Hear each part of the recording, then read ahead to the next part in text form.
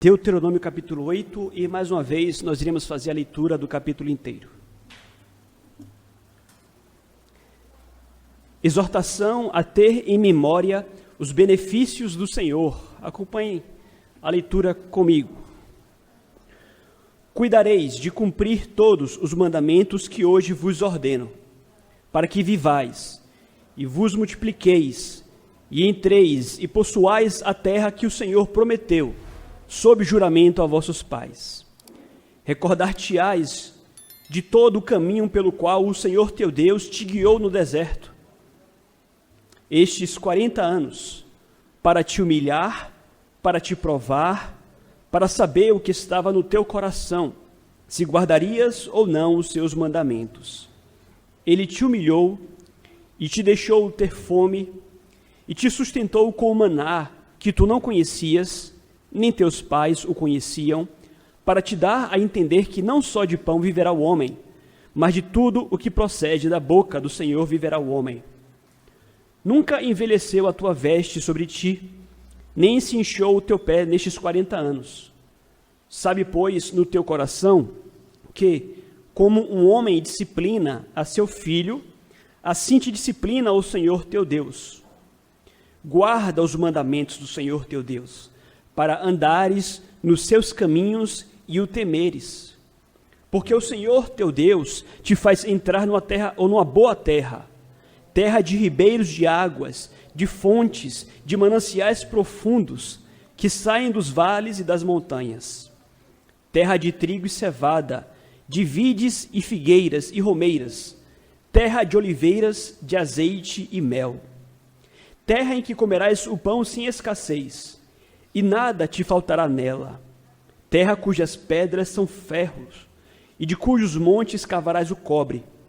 Comerás e te fartarás, e louvarás o Senhor teu Deus pela boa terra que te deu.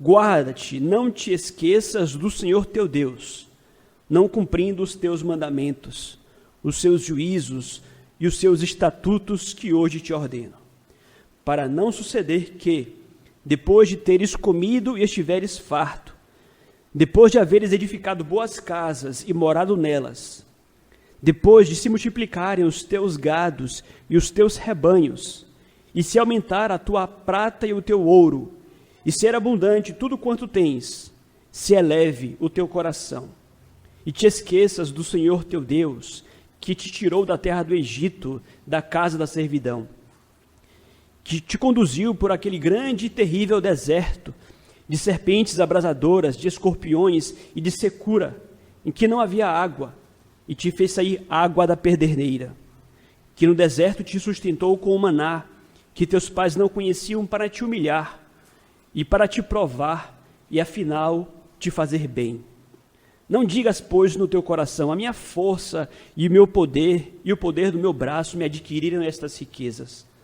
Antes, te lembrarás do Senhor teu Deus, porque é Ele quem te dá força para adquirires riquezas, para confirmar a sua aliança, que sob juramento prometeu a teus pais, como hoje se vê.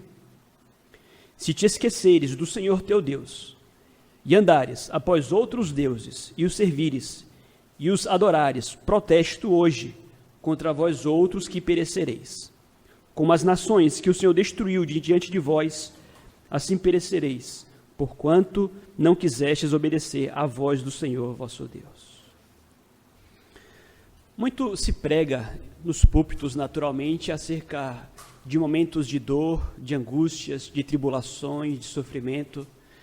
E geralmente abordamos esse tema para lembrar ao povo de Deus que tribulações, dores e sofrimentos fazem parte do plano de Deus e que tais situações vêm frequentemente com o propósito de provar a fé do cristão.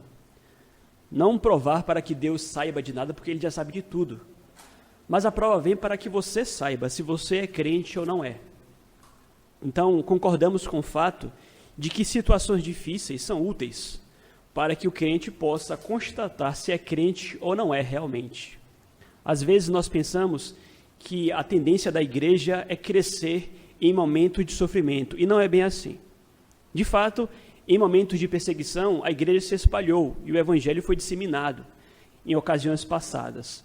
mas a regra é a de que em meio ao sofrimento, que o crente ele seja provado. E aqueles que não são crentes, esses se afastam e se desviam dos caminhos do Senhor. Então, sofrimentos são momentos de prova, sim.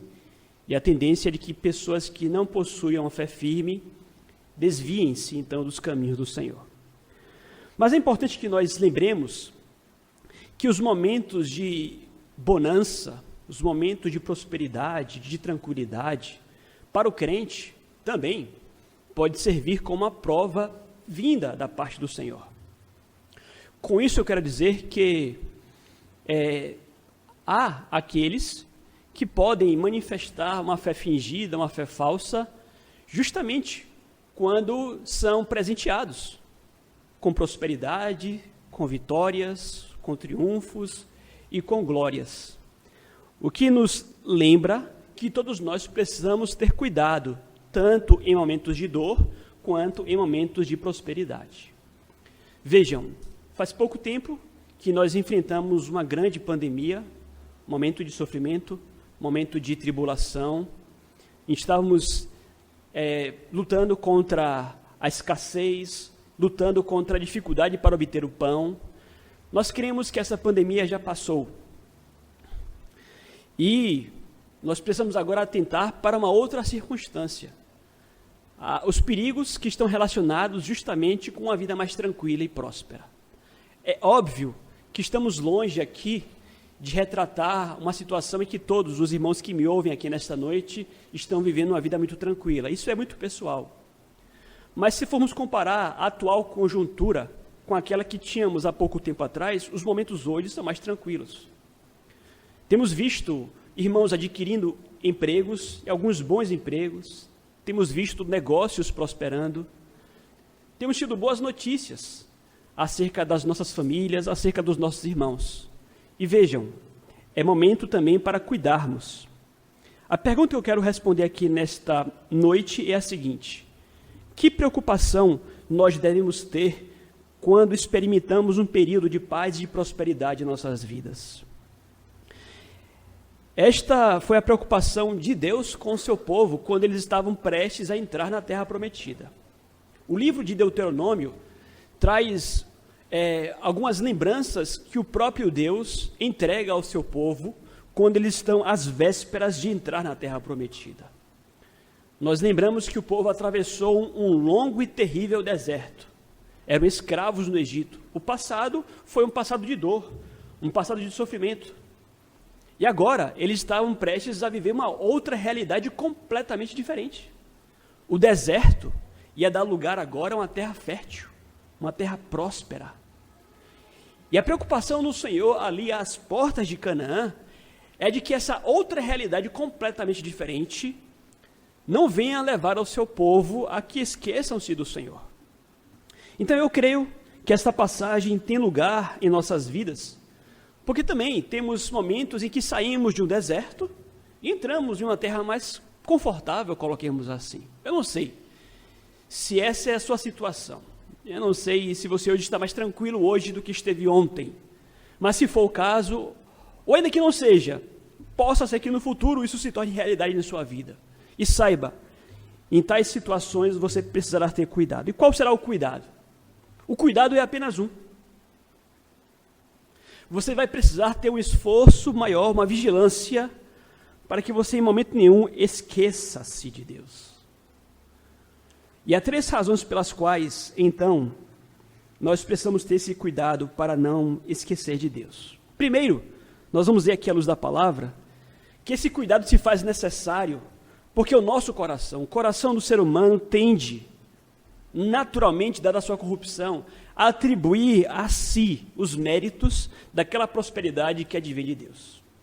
Estamos aqui a falar, portanto, de algo que está intrínseco em nossa natureza. Porque fomos assim, ou porque somos assim, há uma necessidade maior de que cuidemos, para que não esqueçamos de Deus. Acompanhe comigo, versículos 17 e 18 do capítulo 8. Advertência de Deus ao seu povo: não digas, pois, no teu coração, a minha força e o poder do meu braço me adquiriram estas riquezas. Antes te lembrarás do Senhor teu Deus, porque é Ele que te dá força para adquirires riquezas, para confirmar a aliança que sob juramento prometeu a teus pais, como hoje se vê. Queridos, eu sei que talvez você diga, pastor, não se preocupe, isso aqui não vai acontecer comigo. Não há a mínima possibilidade de que em meio à prosperidade eu venha esquecer do Senhor. Eu não vou esquecer, eu tenho certeza disso. Veja, a esses que pensam dessa forma, é esses que precisam ouvir esta palavra aqui. E, aliás, lembrem-se do que comentamos hoje pela manhã, quando tratávamos sobre Pedro. A nossa tendência, queridos, é de que no momento anterior à situação em si, a que nós confiemos em nossas capacidades. E nós temos motivos para isso do ponto de vista lógico. Por exemplo, nós sabemos que na nossa vida há, sem dúvidas, uma lei da retribuição. A Bíblia, inclusive, fala que aqueles que trabalham são dignos do seu salário. Nós sabemos que a Bíblia condena, por exemplo, a preguiça. Aqueles que são preguiçosos estão fadados à pobreza mesmo. São princípios bíblicos. E talvez nós nos apeguemos a tais princípios bíblicos para, em algum momento, calcularmos que aquilo que conquistamos foi mérito nosso. Foi conquista obtida honestamente. E em tais situações, se você abre em seu coração espaço para pensar dessa forma, muito rapidamente você vai esquecer-se do seu Deus. Então, a primeira razão pela qual nós precisamos ter muito cuidado, meus amados, é porque o nosso coração enganoso tende a atribuir a nós mesmos os méritos pelas conquistas que são devidos somente ao nosso Deus. Vejam vocês que nós trabalhamos honestamente, nós plantamos para colher, nós sabemos disto, mas mesmo para aqueles que muito trabalham, mesmo para aqueles que muito suam ou dão duro, mesmo essa disposição para o trabalho é graça do Senhor. Então, no fim das contas, não há espaço nenhum para orgulho. Esse texto, portanto, desta passagem, fala muito contra a nossa vaidade. Nós gostamos dos aplausos, nós gostamos do reconhecimento, nós gostamos do louvor. E quando encontramos algum motivo para que sejamos elogiados, aplaudidos e reconhecidos, rapidamente nós endossamos tais elogios e nós esquecemos que todo louvor deve ser tributado somente ao Senhor. E, aliás, aí há o conceito de vaidade. O que é vaidade? A vaidade é quando você deseja para si o louvor que deve ser atribuído somente a Deus. Pessoas vaidosas ficam mal quando não são reconhecidas. Pessoas vaidosas ficam mal quando não são elogiadas, quando não são aplaudidas. Então, em suas conquistas, o seu coração vaidoso vai clamar por um elogio, vai clamar por um reconhecimento. E você vai fazer cálculos e contas, você vai fazer, é verdade, eu passei por isso e por aquilo outro, eu mereço. E se isso encontrar lugar no seu coração, saiba, você já pecou contra o seu Deus. Vejam, para que aquele povo entrasse na terra prometida, é certo que eles foram abençoados pelo Senhor. Mas é certo também que eles travaram batalhas. Se você fizer a leitura do livro de Josué, você vai perceber que sangue foi derramado. Não foi uma conquista assim, da hora de um dia para o outro, não. Eles travaram lutas, travaram batalhas, judeus foram mortos, sangue foi derramado. Então, talvez houvesse motivo para que depois que pusessem um pé na terra e dissessem, mas nós guerreamos, nós lutamos, nós conquistamos, vencemos aquele povo lá, aquele povo outro, e Deus diz, opa, calma, não foi o braço de vocês. O sangue foi derramado, mas não foram as armas de vocês, fui eu. Então saiba, você é uma pessoa inteligente, capaz, você pode ter boas ideias, estratégias, isso se aplica inclusive aqui à nossa própria igreja, mas que nós temos todo o cuidado do mundo para não roubarmos a glória que pertence somente a Deus. E, aliás, nada mais perigoso, não há nada mais perigoso neste mundo do que você atrever-se a roubar a glória e o louvor que deve ser tributado, devido somente ao Senhor teu Deus. Interessante porque quando nós vamos à palavra de Deus, nós encontramos muitas passagens que nos lembram disto. Pessoas que foram abençoadas pelo Senhor, mas não souberam lidar com isso. Ezequias é o exemplo de um rei, não falo de Uzias não, Ezequias. Ezequias foi um rei, por exemplo, que foi diagnosticado com uma doença terminal. Olha, Ezequias, você vai morrer. E diz a palavra de Deus, que após ouvir essas palavras do profeta Isaías, ele chorou amargamente, e Deus lhe deu cura. Deus deu a Ezequias mais 15 anos de vida, uma dádiva, um triunfo, uma conquista, mais 15 anos para reinar. Mas diz-nos a palavra, em 2 Crônicas 23, 25, o seguinte: mas não correspondeu Ezequias aos benefícios que lhe foram feitos, pois o seu coração se exaltou. Então vejam, as conquistas nunca percam de vista, são benefícios que Deus te dá. E existem tantos e tantos que não conseguem reagir da forma adequada aos benefícios que Deus dá. Então Deus é quem te dá a sua saúde, a sua cura, a sua prosperidade, os seus bons negócios. Possa ser que Ele te faça um empresário de sucesso, por exemplo, eu não sei. Mas você tem que ter cuidado para não incorrer no pecado de Ezequias. Não correspondeu aos benefícios que lhe foram feitos, pois o seu coração se exaltou. Nós lemos, por exemplo, aqui acerca de Uzias. Começou bem, terminou mal. Começou a reinar com 16 anos, andava nos caminhos do Senhor, fazia o que era reto perante o Senhor, como fez o seu pai. Fortificou-se, o reino se expandiu, mas ao fim ele tornou-se arrogante, prepotente, entrou no templo para fazer aquilo que apenas o sacerdote podia fazer.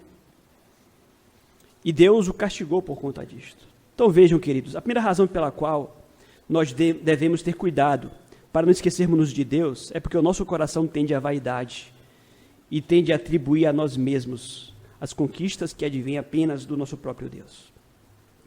A segunda razão pela qual você precisa ter muito cuidado na prosperidade é porque Deus, diz-nos a palavra, Ele humilha os seus filhos arrogantes para corrigi-los. Versículos 3 e 5, acompanhem comigo. Ele te humilhou e te deixou ter fome e te sustentou com maná que tu não conhecias, nem teus pais o conheciam, para te dar a entender que não só de pão viverá o homem, mas de tudo o que procede da boca do Senhor viverá o homem. 5. Sabe, pois, no teu coração que, como um homem disciplina a seu filho, assim te disciplina o Senhor teu Deus. Crente, tenha muito cuidado com a arrogância. Me refiro aqui a quem é crente. Porque se você for crente, você é filho de Deus. E quando Deus ele constata, ou ele contempla um filho dele com o nariz empinado, quando Deus vê um filho dele arrogante, prepotente, contando vantagem, ele corrige. E o que a Bíblia nos ensina é que quando Deus ele corrige os seus filhos, eventualmente, ele pega pesado. Nós temos aquela sensação de que toda correção advinda de Deus sempre será uma correção muito branda. Muito branda. A gente pensa assim, mas se porventura Deus vier me corrigir, vai ser uma coisa muito branda. Mas não é isso que a Bíblia ensina, não. Eventualmente, a mão de Deus pesa. E quando pesa, dói. O texto fala aqui, por exemplo, de humilhação. Eu te humilhei. Nós vimos o que aconteceu, por exemplo, com Uzias, lepra. E não apenas a lepra, mas a vergonha, o opróbrio, a rejeição, o ser rejeitado pela nação, ou morrer ali alienado do povo de Deus. Nós temos base bíblica o suficiente para reconhecer que Deus, quando Ele quer eventualmente corrigir, Ele pesa a sua mão. E nós não podemos fazer pouco caso disto. Vejam, temos a certeza de que Deus é amor, temos a convicção de que servimos a um bom pastor, temos a convicção de que Deus é benigno, Ele é misericordioso, Ele é tardio em irar-se. Tudo isso é verdade. Mas essas verdades acerca de Deus não podem nos levar a fazermos pouco caso e a zombarmos do nosso próprio Senhor. Então há aqueles que, no fim, acabam por concluir que pais bondosos não disciplinam e não corrigem. Não. Pais bondosos corrigem e, às vezes, pais bondosos aplicam a bela surra. Às vezes, pais bondosos aplicam uma bela surra. Então vejam, obviamente esta surra, e nós sabemos disto, está diretamente atrelada ao compromisso de amar, ao amor. Obviamente não vou aqui me estender para argumentar com os irmãos que quem ama corrige, sabemos disto. Mas o que nós precisamos lembrar e recordar é que nós não podemos tripudiar de Deus, nós não podemos aqui testar Deus. Há filhos que fazem isso com seus pais, há filhos que ficam provocando seus pais para ver até onde vai a paciência do pai. Filhos que, no fim, fazem e aprontam na frente do pai, porque acham que o pai será incapaz de bater. E o crente se porta dessa forma também. Brincamos, às vezes, debaixo ou diante do nosso Deus. E nós precisamos ter cuidado com isso. Salmo 94, versículo 12, diz assim: bem-aventurado o homem a quem o Senhor repreende e a quem ele ensina a tua lei. Salmo 119, 67. Antes de ser afligido, andava errado, mas agora guarda a tua palavra. Foi-me bom ter eu passado pela aflição, para que eu aprendesse os teus decretos. Salmo 32.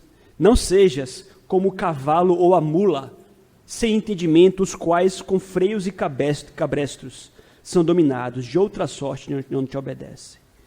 Então, a segunda razão pela qual, meus amados, nós precisamos ter cuidado é porque temos um Pai que nos ama. E porque Ele nos ama, Ele promete que, se for necessário, Ele há de nos disciplinar. Nesse sentido, nós não podemos aqui nos firmar em experiências, mas conhecemos casos de pessoas que foram, nós queremos, corrigidas pelo próprio Deus. É óbvio que nós precisamos aqui ter cuidado para não incorrermos no erro que incorreram os amigos de Jó.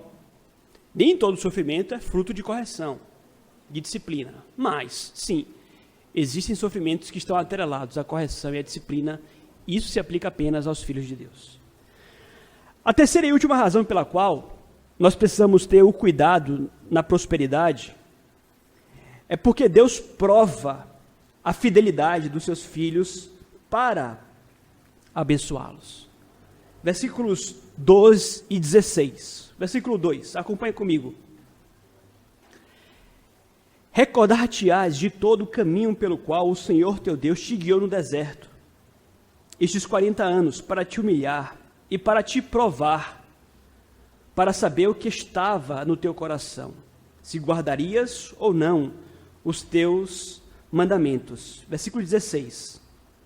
Que no deserto te sustentou com o maná, que teus pais não conheciam, para te humilhar e para te provar, e afinal te fazer bem. Vejam, Deus prova em meio à dor. Mas como já foi dito aqui, Deus também prova em meio à bonança e à prosperidade. Em meio à dor, é importante lembrarmos, talvez você pense assim, olha, se eu estou caminhando retamente nos caminhos do Senhor, eu não tenho com o que me preocupar. Eu não irei enfrentar dores ou angústias. Você pode lembrar do Salmo 1 que diz que aqueles que meditam na lei de Deus são como árvores plantadas junto a ribeiros de águas, cujas folhagens não murcham. Não, não é bem assim. Vejam, claro que há promessas de prosperidade para quem segue ao Senhor. Mas para todos os crentes que seguem ao Senhor, há também a certeza de que nós seremos provados, teremos a nossa fé testada pelo Senhor. Isto por meio de dor, mas Deus eventualmente pode conceder a você, por exemplo, prosperidade para ver até onde vai a sua fé. Então, nesse sentido, É bom que você lembre, por exemplo, o que aconteceu com Abraão. Abraão, ele enfim teve o seu filho. Ele sonhava com um filho, enfim, Deus lhe deu um filho. Mas depois que Deus lhe deu um filho, ele pôs Abraão sob prova. Abraão, eu quero o seu filho em sacrifício. E aí, vejam vocês, é uma prova que acontece no contexto de sucesso, de prosperidade. Deus deu a Abraão o que ele queria, o que ele amava, mas logo após a provação. Esteja atento e pronto. Porque no contexto de paz, em que você se sente muito seguro, Deus certamente vai providenciar uma provação para a sua vida também. E talvez Ele peça de você aquilo que você mais ama. Aí você diz, pastor, mas eu lutei a minha vida inteira para conquistar esse emprego. Eu estudei, eu fiz isso e aquilo outro. É claro que eu não posso aqui falar em nome de Deus, eu não sei o que é que Deus vai pedir a você. Mas Deus, Ele pode te pedir qualquer coisa. Ele pediu um filho para Abraão. Quem é que pede a morte de um filho? Veja, obviamente era uma prova. Deus não aceita sacrifícios humanos, mas era uma prova. Então você pode estar feliz, confortável. Deus pode te dar aquilo que você tanto sonhou e depois te pedir de volta. E aí? Você está pronto para dar? Ou você irá ser reprovado nesse teste aí? Porque aquilo que você tanto sonhou pode tornar-se o seu ídolo. A sua prosperidade pode tornar-se, no fim das contas, uma armadilha. Por isso nós lemos aqui em Provérbios uma sábia oração: Senhor, me livra da riqueza. Um exemplo aqui de prosperidade. Então, nós precisamos ter cuidado, meus amados, porque o nosso coração não vale nada. O nosso coração é enganoso mesmo. Então, nós sabemos que Deus faz dessa forma.